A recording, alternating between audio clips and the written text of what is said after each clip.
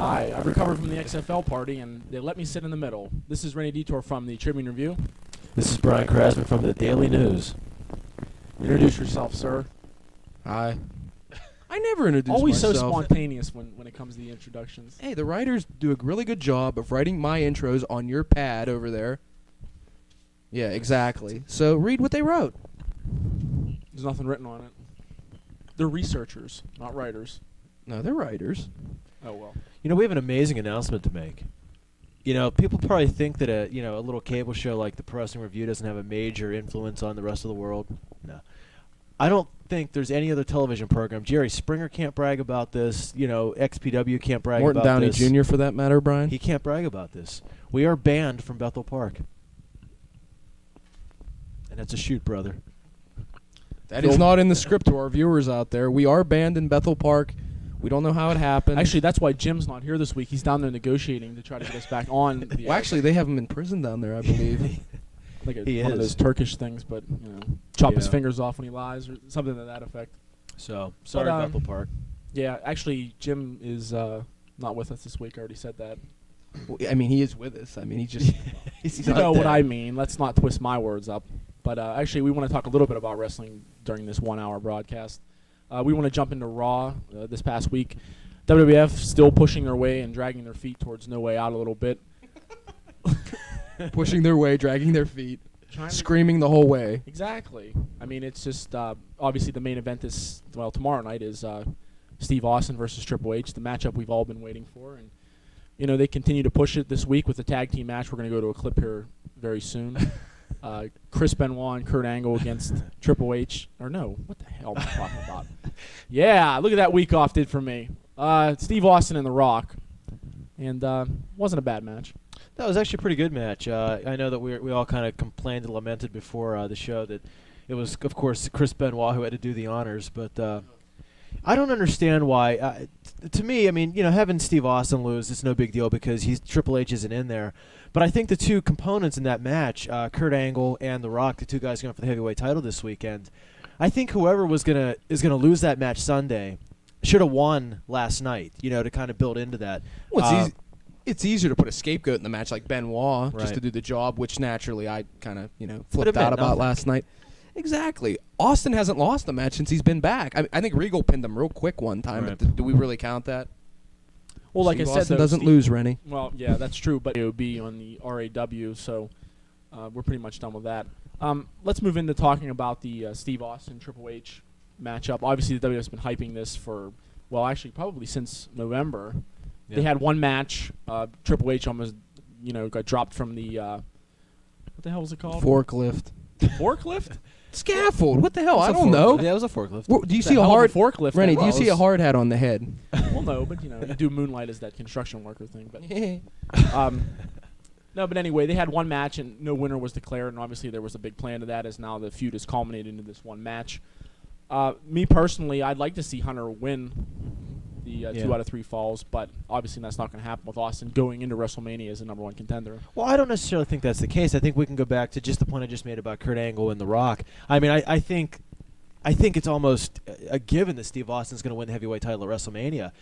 So if that's the case, then why can't Triple H win that match, get a big win over Steve Austin, and that makes him look vulnerable going into the match? So if he's facing The Rock or personal preference, if he's facing Kurt Angle, at least gives him a little bit of a chink in the armor. Chink.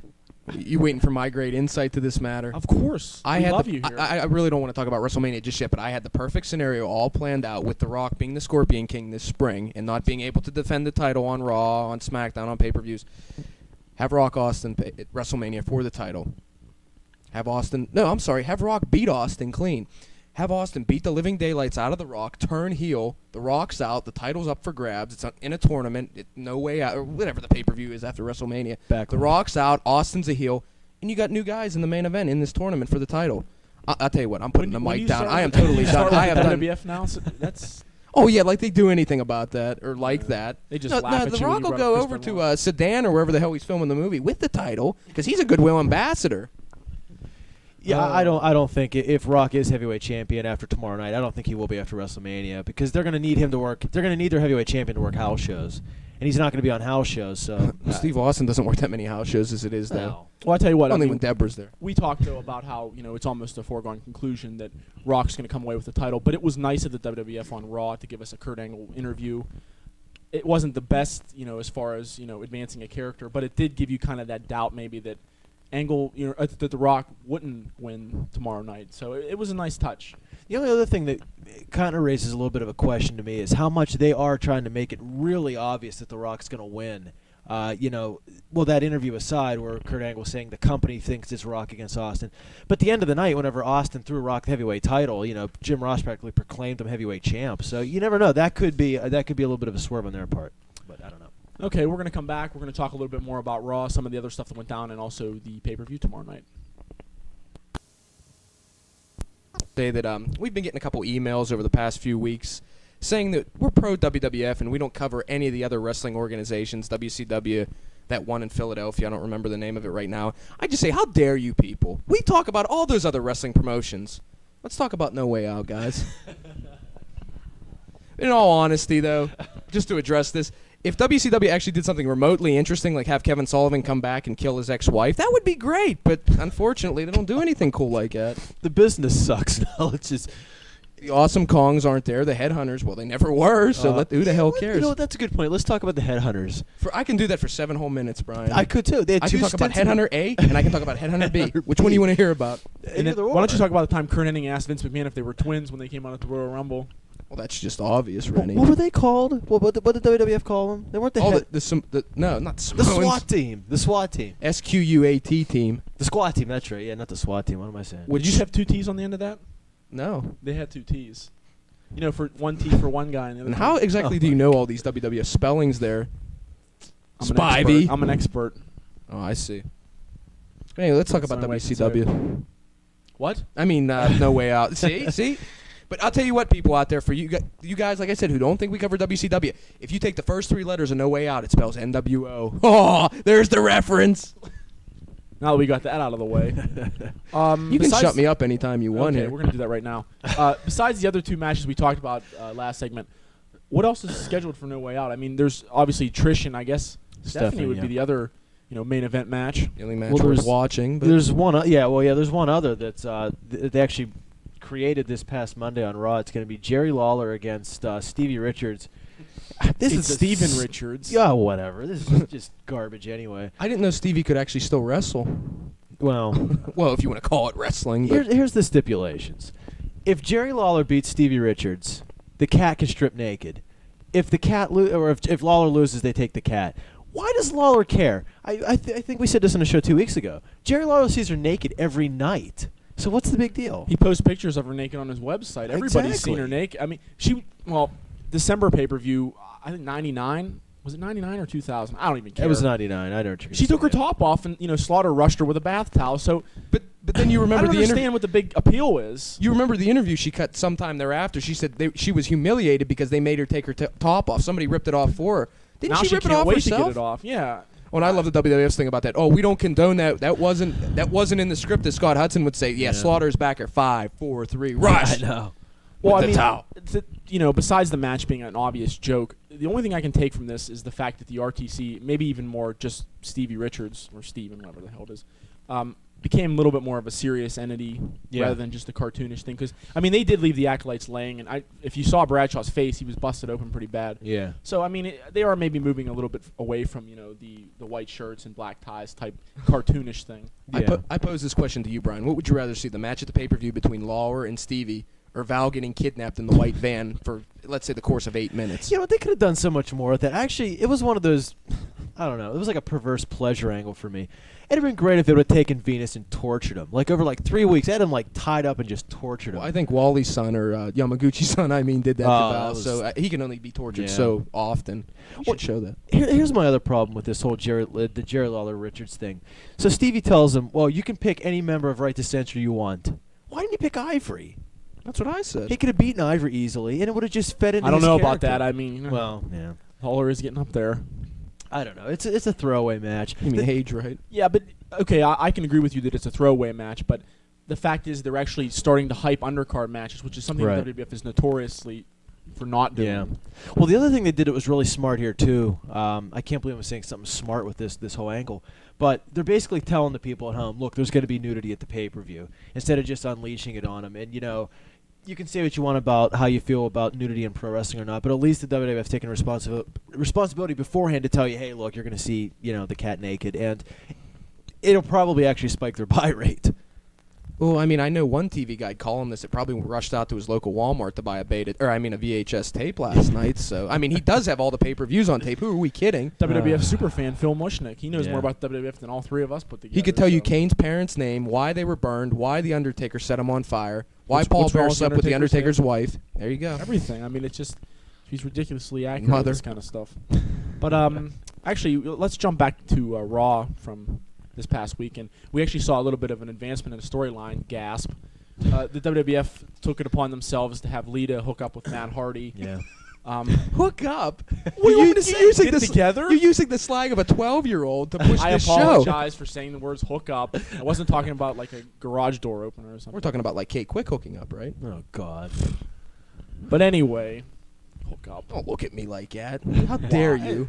Well, Jim's not there to look at. Anyway, they took the opportunity to have Matt and Lita get together. Is that a little more? Is that better? Yeah, that's a little more PC. I'm happy. Okay, so one of the ideas we tossed around, of course, was no one's actually technically booked in a match for tomorrow night, but we tossed around the idea of maybe Lita turning on Matt Hardy. Do you really think they want to do that this soon? It'd be great if they did a light heavyweight match between Matt Hardy and Dean Malenko, and like right as it was like as Hardy was getting the advantage, if Lita just came in and kicked her right in the package, wouldn't it be great? Seriously, I mean, you put Lita with Dean Malenko, it's just it's the perfect end of the feud, and Malenko being the lady killer gimmick that he has, it'd be tremendous. I'll tell you what, my ears, the hook up package. Jeez. I'm sorry. Anyway, Nuts. Nah, There. Brian. Does that make you feel better? I was waiting for this past Monday on Raw for at least Matt and Jeff to at least come to some kind of a quarrel, if not outright have Jeff turn on Matt for hooking up with Lita. But Well, I have to get in there. no, I I'll don't, give you a finger, but go ahead. Finish the thought. the thought's finished. I'm thinking about that finger you were going to give me. Holy God, it's time to go to a commercial already? It's been 7 minutes.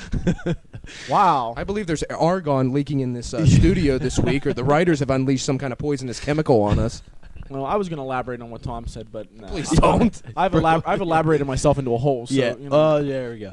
We're going to come back. We're going to talk about some of those other promotions that Tom mentioned earlier in the segment. We're going to talk about SuperBrawl and Nitro. I guess come back. He's a stuffed crust or whatever. People just don't make pizza anymore. Said so. So we're going to talk about WCW and this past weekend SuperBrawl and Nitro from this past week. Thank God Kevin Nash didn't win the title. That's all I have to say. But unfortunately, Well, He'll be unfortunately, his career is now ended, and It actually ended 3 years ago. No one was paying attention, including was that right Nash. around the time him and Bret Hart had that rigorous feud for the WWF World Title? When he said MFer and killed the hell out of Bret Hart. That was Yeah. great. Nash is the first guy to give the middle finger on WWF TV, so the guy's done a lot. That's He's a not pioneer. necessarily true. I think S.T. Jones did it at that wrestling classic. Well, that's because what they were doing to him was real, but yeah, that's maybe we can move past that a little bit. But actually, I'm sorry. We brought up the middle finger. I have to bring up a childhood memory. Billy Jack Haynes and Ken Patera fighting Demolition on WWF Superstars. And Billy Jack Haynes started giving one of the guys from Demolition a finger, and referee Earl Hebner ran over and started covering up the middle finger with his hand. You remember the time Hillbilly Jim's dog did his business in the ring, and the ref, in his infinite wisdom, tried to scoop it out of the ring with his foot, but ended up stepping in it and smashing it into the mat. oh, those are I those believe- brown streaks. Before. I believe Henry Godwin took a face bump right on the thing, and that's why he got fired at the time. Oh boy. Well, let's see. Let me add mine now, since we've all gone around. Yeah. The time Outlaw Ron Bass was digging into Beefcake's head with his spur, they put that red Ghostbuster censored sign over top of it, and it was just pathetic. Because That's great. the actual opening of the censor sign, Beefcake, you'd see his forehead plain as day. Yeah. I mean, But Lord Alfred Hayes was doing commentary. He was talking about a play in England, Egypt, one of the two. So you didn't get the real whole meaning of what was happening to Brutus Beefcake during the whole angle. Imagine that. They ran an angle. And look what On we did, guys. Superstars. We tried to talk about Nitro, and you're talking about Billy Jack Haynes. I didn't start this I mess. know. I'm talking sorry. about the machines. I apologize. We'll jump back into WCW. What were we talking about? Hey, Brian, remember? I'll forget it. Yeah. No, actually, I think we were talking about Kevin Nash and We were. not winning the world title. WCW did a smart thing and kept the title on Scott Steiner. On the website, I reported on SuperBrawl and said, this was like the first time I think that WCW actually made Scott Steiner look a little weak in a main event. That depends on your opinion, but I just think that with the constant outside interference with Flair and Medeja that, obviously Steiner explained himself the following night on Nitro saying that, we'll do anything to win, blah, blah, blah. But, that's just the way I saw it. Yeah, and I mean Steiner, the way his character is, didn't need all that interference, especially from Ric Flair. It even just pains me to talk about him, what they've done to him. But I think you're kind of right in that case. They have made Scott Steiner the strong heel champion his entire title reign. And, he could have punked out Kevin Nash. Big freaking deal. You didn't need all that. Well, I was going to say, just a little sidebar here. It's been reported, if you're anybody, you've heard this, I'm sure, that Scott Steiner and Ric Flair absolutely hate each other. What happened to that? They're best friends now. And no, Scott Hudson, that's not in the script. I don't understand. Do you have an answer for me, Rennie? No. Okay. I have nothing. Glad I could help. And I also would like to add to the point that WCW is just about out of faces. I realize that Brian Clark big face push is coming. But, Dallas Page, the exception, I'm not going to talk about him because I hate his freaking guts. And I realize he's wrestling Scott Steiner at Greed or with Chuck Woolery hosting, I believe. And what a more fitting title. Great. Yeah. For a company that doesn't have any money, I guess you can call your pay-per-view Greed. It works. But just imagine it. Dallas Page, Sir Oliver Humperdinck's main protege at the time, is now the number one face in WCW. Can I get a moment of silence here? Get a hootie ho? Maybe not a moment of silence, but we can go to a clip from Nitro from this past week. At the pay-per-view, Diamond Dallas Page was kind enough to job out to his friend Chris Kanyon, only to make the sensational comeback and defeat Jeff Jarrett, which basically leaves Jarrett with nothing to do. And then the following night on Nitro, because Page knew more people would be watching Nitro than the pay-per-view. Weeks and ran the exact same angle 2 consecutive nights in a row. Bet Page putting the NWO shirt on, Diamond cutting everybody and their mother in the ring. Then he did it the next night, the exact very next night, or 2 nights on Thunder. That was great. Yeah, well, you know what? Here's the thing about Page. The guy is probably WCW's hardest working main eventer. I mean, yeah, but his personality just comes across as being this too cool for the room, and it sucks. Yeah, I agree with you. Just everything, his facial expressions, the way he handles himself in interviews, it's like he thinks he's God, and it's just not the case. Yeah, and he's 47 years old. His skin looks like it's been through a meat grinder. And Brian, he's going to get you fired from the show. He's going to talk to the Bethel Park people. You got to watch your tongue here. That's true. Sorry. No, but I mean, you're right. I mean, Dallas Page does kind of come out with that persona. I mean, that's one of the reasons I don't like Kevin Nash either. Because Kevin Nash can never come out and cut a good babyface promo. He's got to always be so smug. And that's the same thing with Dallas Page. And it's like, quit taking yourself so damn seriously. And you know what? Here's the other thing, and this is kind of a generalized statement for everybody in WCW and even the WWF for that matter. There's nothing wrong, and we've talked about this before, there's nothing wrong with having the baby faces, in this case Page, get beat down and beat down and beat down, right, and then finally come back and win a big match. You want to know why Steve Austin was so popular a couple years ago and even now, is because he used to lose, and he was seen as the underdog. Now Page is just like a guy that beats up on mid-carders. Right. I mean, so until WCW realizes that, in order for your company to have any longevity, you need to make new stars. It's going to be the same thing. So I agree with you, but, it's just one of those things. It's the vicious cycle. We say the same thing on the show every week. And, until things change, we're going to keep talking about the same things on the show every week.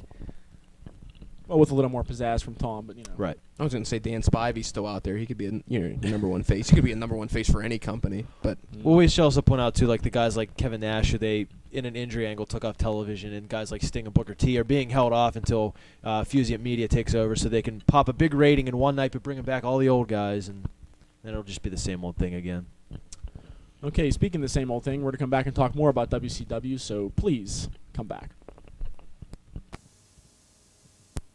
And we'd like to thank everyone who sent last week's the questions last week, the responses. Unfortunately, nobody got all 6 questions right. I understand that. I only got 5 out of 6 anyway. But Didn't you come up with them? Yeah. Hey, I don't know the answers to my own questions. Who do you take me for? But anyway, we'd like to read this week's question and just send the responses to the same place you sent them last week. And for you first-time new people, ProWrestlingReview.com, and find the icon. Yeah, that's me. Okay, we all remember the theme song "Real American," made famous by well, Rick a Derringer, guy. David Wolf, one of the two. But our question this week is that theme song. Which tag team actually was that music originally intended for? So think about it. And Bill Apter's phone number is something 5. No, actually, the question again, real American. Which tag team was that theme song originally intended for? And if you get it all right, you win one of these lovely gift certificates for the original Pizza Works. They have 3 locations: Javosburg, Jefferson Hills, and Finleyville. Yes, I actually have to read off the coupon. You win an extra large pizza with 1 topping, 1 dozen of wings, 2 liters of pop.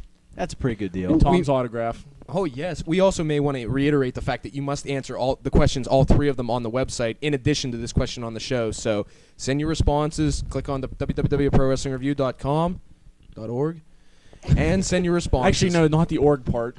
We just kind of made that up. Really? Man. Yeah. So all we can say is good luck this week, and we hope someone gets 4 out of 4. And grab a PWI almanac.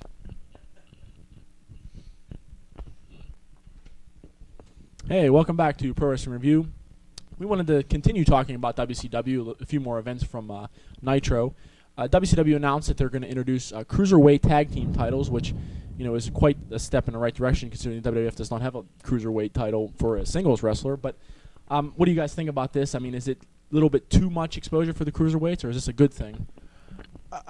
It depends. I think it could be a good thing because the more cruiserweights you get out there every week, and clearly they're the strongest wrestlers in the entire promotion, the more cruiserweights you get on your show, the better.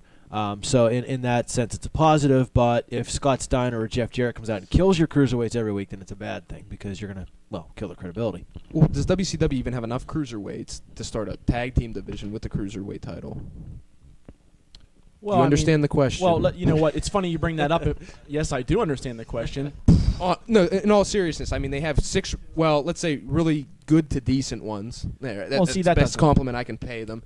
Well, Elix Skipper, I mean, he's up there. Well, we talked about the Kid Romeo vignette we saw the other night. We all horked. Let's talk about WCW announced that they were going to introduce a new cruiserweight, and we all said at 1, 2, 3, super crazy. Billy Jack Haynes.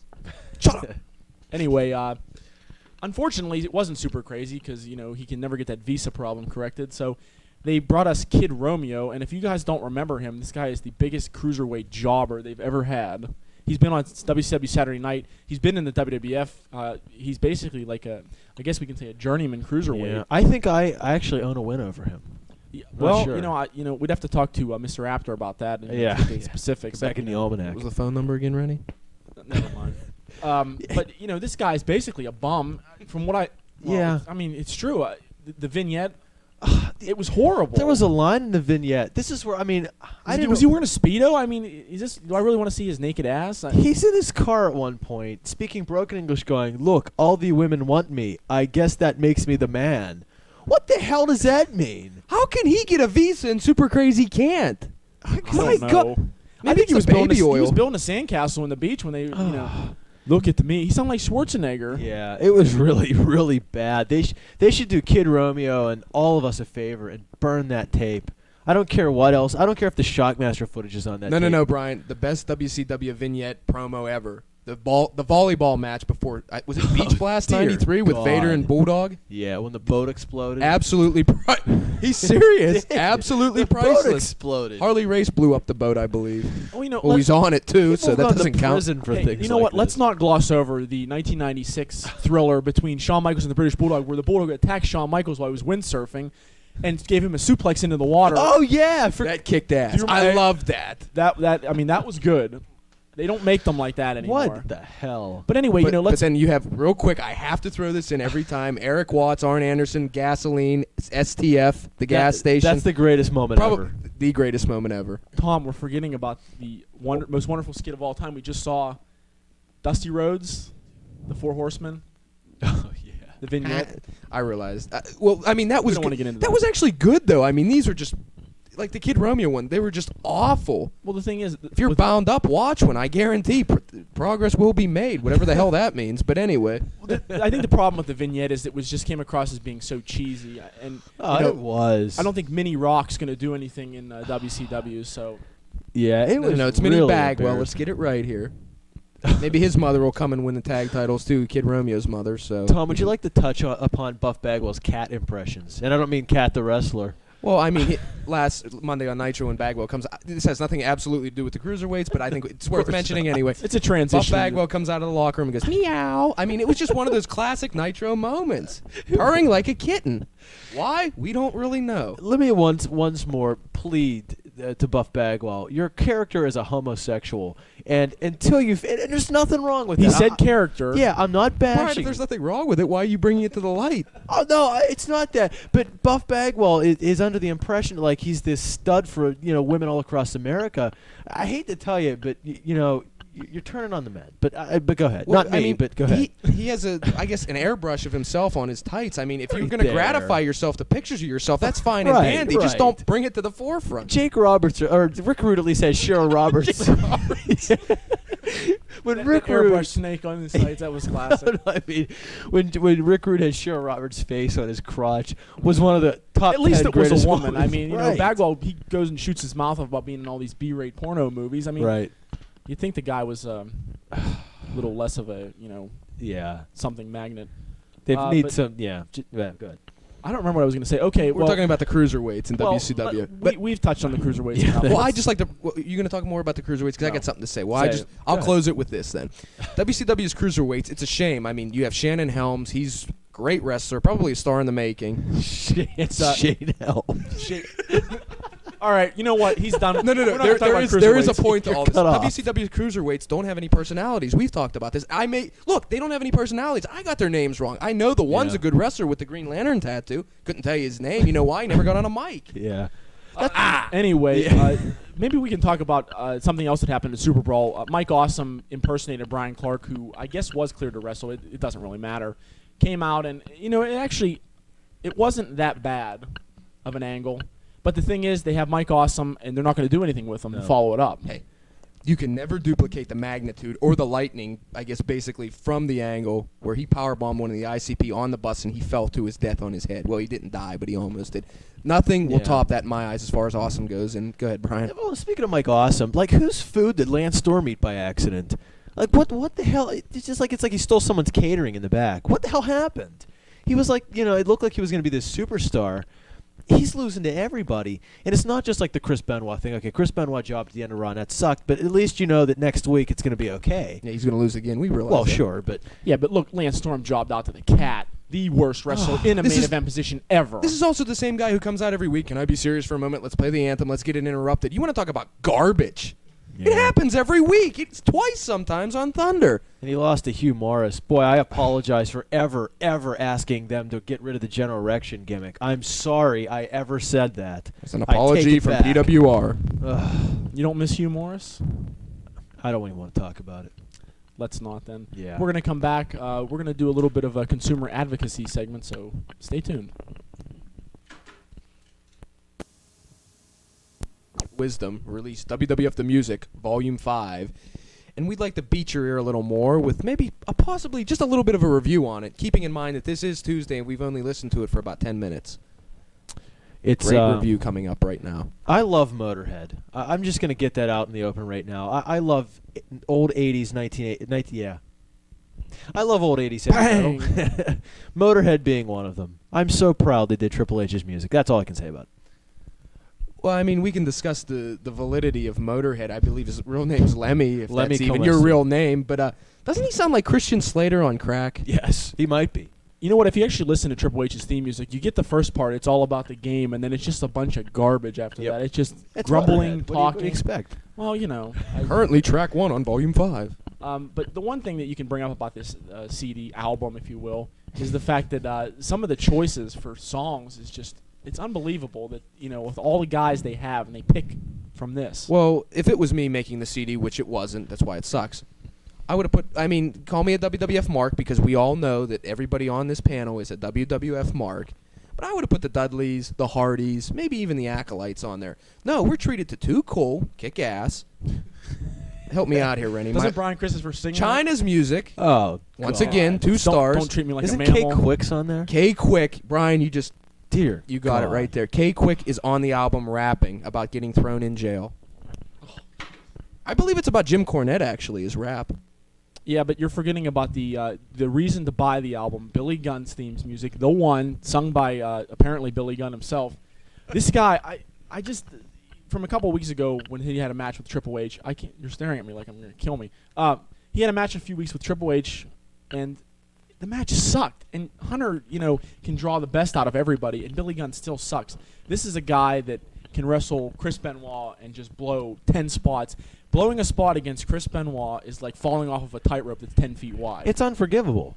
It's just not supposed to happen. And the other thing, too, is Billy Gunn delivered one of the worst power slams in the history of the business against Triple H. Could have killed him. So that means that he almost killed Chris Benoit twice, and he's almost killed Triple H. He's gone. See ya. Yeah, but his music kicks ass. Oh, God. I just, like you said, Rennie, where do they come up with half of these choices at? Out of a fishbowl. Out of the Royal Rumble fishbowl, I believe, where Mr. Fuji picks his own name out of the Rumble. Yeah, well, you know what? The other music, and I'm very excited about this because it's the first time ever that announcer's music has been released on a CD. Taz. Oh, yeah, okay. Taz's music is on the album. Now, listen, this is something you have to think about. On to that. The beginning of his music, when you hear that tapping noise, that's him checking his microphone for Sunday Night Heat, and asking Michael Cole, is this on? And it's true. So, I don't understand where they're coming from with this putting Taz's theme music on, since the guy never wrestles. Well, we should say this. You could probably get the CD on sale right now at some sort of crazy CD outlet. But you should actually probably wait a year, because the WWF always gives away some sort of little gift if you buy their pay-per-views. They just gave away Volume 4 a couple months ago. I think it was Volume 2. They actually, Jim Ross said, if you order this pay-per-view in the year 2000, you can have this CD with theme songs from 1997, including Ahmed Johnson's blown spot in quotes. So, it's nice stuff. But just wait, because you can get it free if you order a pay-per-view. Let's not forget the creme de la creme on the CD. The Rock sings about pie. Insert joke here. Who the hell cares? I listened to the song. It completely blew. I mean, it was no good. It wasn't any good. I'm sorry. Proper grammar. Just you didn't like that blues thing in the beginning when he's just talking? He's rapping about going into a 7-Eleven and getting combos. Here's the thing. I realize that the WWF, in their infinite wisdom, like I brought up before, has to have at least one pop star. And by pop star, I guess, like TNN's always complaining about, we got pop. The Rock is a pop icon right now. And rather than put Steve Austin's music on there, which actually is decent, let's put The Rock on there singing about something so asinine as pie. Blueberry! We should also point out, I don't even know if you guys know this. I didn't know this until last night, that ECW The Music Volume 2 came out. What? I swear you to lie. No. In Borneo? No, it came out, in the United States. And there are new songs on there by, Korn is the only band I can think of. Fishbone? When did this come out? I'm serious. No, seriously, when did it come out? The same day as WWF Volume 5. Today. I mean, last this Tuesday. past week. Do you know anywhere you can get this that, you don't have to wear a bulletproof Woolworth. I don't know. I got this from a very reliable source that it is out. I don't know why. I don't know who's the Amish Roadkill's theme song's on there, Chicken Pluck or whatever it's called. Seriously, there's new the only band I can remember that's on there is Korn. So all the little 14-year-olds will love it. Well, you know what? Not that the whole album's bad. We shouldn't, if we get back to Volume 5. It just the whole album isn't bad. The 4 or 5 songs that are on there are good. But the choices, like we said, brought up many times before, and I will continue to bring up every show thereafter this one. Why did they pick what they picked? Well, if you can say one good thing about the album, it's the fact that, let's for a second imagine that WCW would come out with a theme music album. They did. They did. Well, let's say a recent one. Who could you possibly put on there that's even has music that's discernible from someone else's? All the Thrillers have the same music. Yeah. I think Medusa's music would still be on there as a bonus track. And nobody has any good music. None of the music sounds any good. Well, that's the thing. At least the WWF, you can make a case that Lita's music, which is on the album, Ravens and Benoit's all sound the same. Yeah. But at least there's something in there that lets you know whose music it is. Right. Whereas WCW's, they just kind of, throw it out there and say, hey. Well, let's not gloss over the CCW thing. It reminds me of the old cartoon of the geese swallowing the frog with his hands around the geese's throat. I love that. The company doesn't have one wrestler left, but they just released Volume 2 of music. God bless you, ECW. Thank you. Well, I guess we're going to come back. We're going to talk about... Well, no, we're going to talk about anything. Well, we're going to talk about things. Dear God, Jim! We're going to do our rants section next, and... no. Well, we might. Jim's in Borneo, but, that doesn't matter. We're going to come back right after this, and we're going to do our rants. Segment, and I guess I got the distinct honor of going first this week. So, somewhat of a more serious note, this past week, NASCAR driver Dale Earnhardt passed away in a crash. We at Pro Wrestling Review obviously send our condolences to his family. And I'd also like to tie this in a little bit with what WCW did this past Monday on Nitro with the Kevin Nash rest in peace career angle or whatever the heck they did. I mean, like I said before, Nash's career was over long before this past Monday, but WCW received an influx of calls over this past week regarding how insensitive they were running this angle and how the timing was very, very bad. But to WCW's credit, not that they plan everything in advance, but at least we know for a fact, I would venture out on a tree to say, that WCW did plan this somewhat, at least 2 days in advance. It wasn't insensitive to the fact that, what happened this past Sunday at, I believe it was the Winston Cup. And just to say that is somewhat asinine, and people just need to... what I'm trying to say is, I guess, that WCW and WWF, for the most part, have dealt with instances like this in the past, with the Owen Hart death, Darren Drozdoff getting paralyzed in a ring, and the WWF did not even replay the Darren Drozdoff match for good reason, or the Owen Hart, the whole situation with that. But you could turn on ESPN, ESPN2, any of those sports channels, and they show the crash at least 12 different angles. I think that's insensitive. WCW running this funeral angle this past Monday was not. It was planned days in advance, and honestly, it wasn't a tongue-in-cheek thing or anything like that. WCW has done this in the past and shouldn't be ridiculed, shouldn't be chastised for it. And in closing, I would like to say people who just basically have bombarded WCW with these calls, maybe just think things a little more out is what I'm trying to say, and let's try to be a little less anal. Well, to move away from a serious topic into something a little more fun, or at least I thought it was, this past Sunday on SuperBrawl, Tony Schiavone did something he hasn't done in a long time, and that was actually be somewhat of an entertaining broadcaster, but there's still one problem. He's still sitting next to Scott Hudson.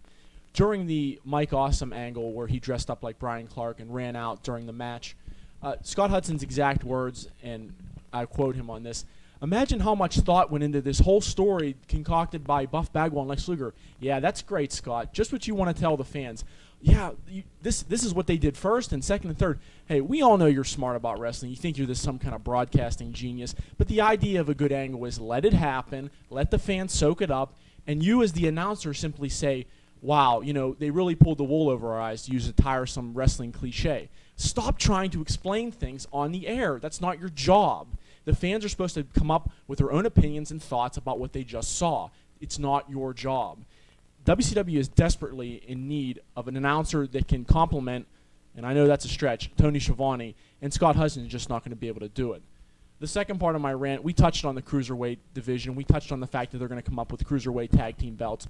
I have no problem with that. One thing Tom brought up earlier, the Cruiserweight team personalities, he couldn't even remember the names, for God's sakes, and I'm not like I can really blame him. That, and please, fire Evan Courageous soon. This is the worst Cruiserweight, the worst personality I've seen in wrestling since Kid Romeo's vignette. The guy blew at least 5 spots during the Cruiserweight match. He brought that whole match down a whole nother notch, and it should have been a 4-star match. I give it maybe 2 stars. Evan Courageous is overrated. The guy doesn't have the right head for wrestling, and he's simply just out of his league. I got a couple things I want to talk about this week, and both have to do with the females of the World Wrestling Federation. Number one, we've seen this whole Raven angle going for the last couple weeks, where this ninjet, I guess, keeps rescuing him from the troubles of the hardcore division. And it was a good story. It started off pretty good because it added a lot of intrigue to Raven's character, and it was something about him that people could actually sit down and say, wow, and actually talk about Raven. But enough's enough. We've got to take the mask off of her already. And word is it's going to be Tori. Take the mask off. Let's do it at the pay-per-view Sunday. It was a good enough story. You're building a nice compliment to Raven's character right now. But I think the longer you keep the mask on her, the more intrigue it's going to take away and the less effective it's going to be once the whole thing is actually uncovered. Now, part 2 is Chyna. Chyna just put out her autobiography called If They Only Knew. And I had the pleasure of reading this 318-page opus the past week, and actually, if you go onto the www.dailynewsmckeeser.com, you can read my book review on it from yesterday, actually. Chyna, what's the point?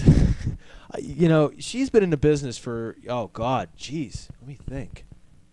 3 years. I mean, that long. she really has nothing to say. I mean, really, save your $25. Wait till it comes out on paperback if you really have to read it. It's not that it's that poorly written of a book. Sort of, other than spelling Shawn Michaels' name wrong through the whole thing and referring to SummerSlam as the Summer of Slam and calling it the Crossface Crippler. But other than that, it's not that her story's that bad. It's just that for WWF trying to overhype how bad her childhood was and, about how different she was from all the other girls, really from reading her life story, didn't seem like she had that many problems, and it didn't seem like her family was all that wacko. Save the money, and, next time we do this, let's let somebody who's been in the business for a while write a book. Well, before I jump into the plug, you want to maybe just shout out again the trivia question in case they missed it earlier in the show? Yeah, go to the website. You can see it on the screen right now. It's ProWrestlingReview.com. Go to the trivia section. This is the trivia question for the show. It is the theme song Real American was originally intended for which tag team? You've got to answer the questions that's on the trivia section of our webpage. Then, of course, from watching this show, answer this question. Mail your answers to Pro Wrestling Review at mailcity.com. And if you get them right, you win a pizza. Well, the one thing, too, we can't stress enough that there are 4 questions that you have to email to us, 4 correct answers, and we'll go ahead and from everybody that got all 4 right, we're going to pick a winner and send you a gift certificate. So, anything? No. No. Okay. All right. If you want to read my column, you can pick it up on newsstands tomorrow. Ooh, I almost missed. Or you can read it on the web. It's www.triblive.com/sports. He did me well last week. I got your name right. Well, that's a positive. Some people at the Trib can't do that. Anyway, pick it up, read it. It's going to be about wrestling, so take heed. My column, Sharpshooter, you can read that in the Daily News. Comes out today. Or you can check it out on the internet at www.dailynewsmckeysport.com, and giving a little bit more of an extensive No Way Out preview. Tom, want to talk about the website? We have a website. Yes, we do. ProWrestlingReview.com. Man knows everything. Under the different bio pages, I believe, Brian, you're going to write a column later this week. Yeah, just I'm going to kind of build on what you were talking about with the Dale Earnhardt situation. I want to just draw back to Owen Hart, actually, what happened a couple years ago, and sort of the media reaction to that, and sort of draw comparisons to what's going on today. So I'm sure it's going to it's going to ruffle some feathers, but check it out this week. It's not like we haven't ruffled feathers before, especially banned in Bethel Park. Hey, I saw that point. Oh, okay. Sorry. Tom, take us out, Tom. Well, for myself, for Rennie, for Brian, and Jim, we'll see you next week. This is the Pro Wrestling Review. Check out the website, please.